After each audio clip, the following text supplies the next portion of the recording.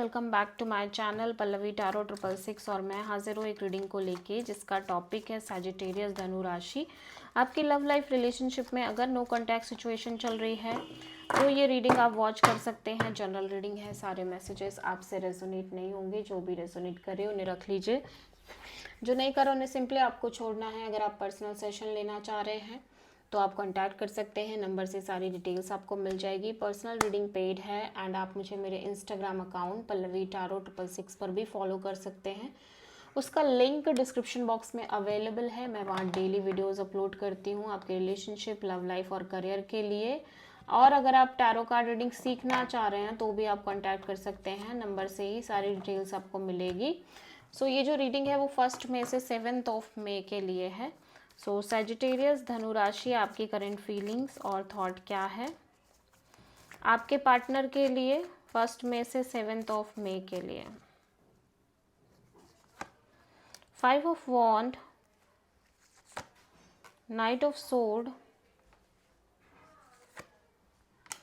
The moon. So Sagittarius,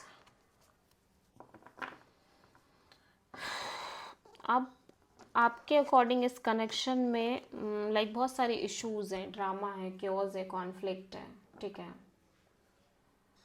and fight है।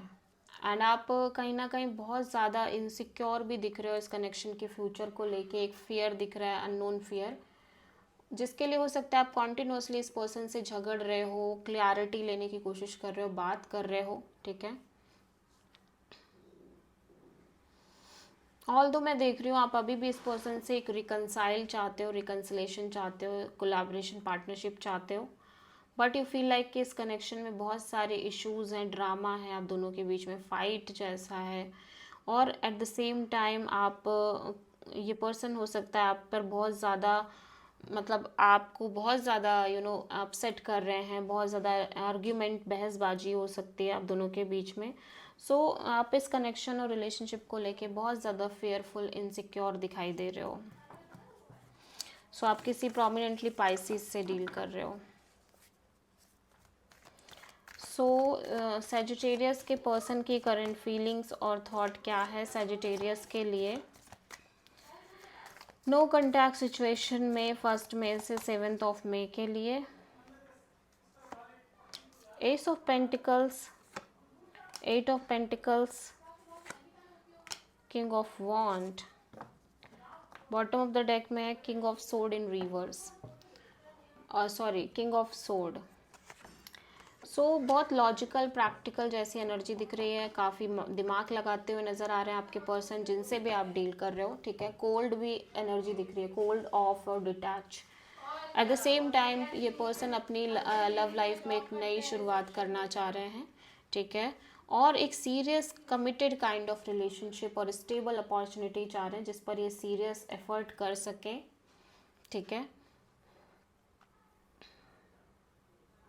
और इस चीज़ को लेके ये बहुत पैशनेट दिख रहे हैं। और मे बी ये एक ऐसा कनेक्शन चाह रहे हैं जहाँ पे सामने वाला पर्सन उतनी ही सेम इंटेंसिटी के साथ उस रिलेशनशिप पर एफर्ट करे जितना कि ये करना चाहते हैं। एट द सेम टाइम ये काफ़ी पैशनेट दिख रहे हैं,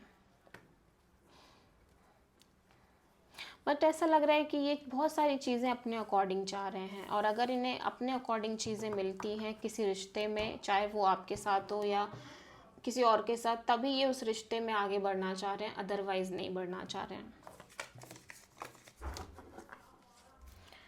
सो सैजिटेरियस, आपकी ट्रू इंटेंशन क्या है आपके पार्टनर के लिए नो कॉन्टैक्ट सिचुएशन में 1 से 7 मई के लिए। 9 of cups, tower and the hierophant, 5 of sword in reverse.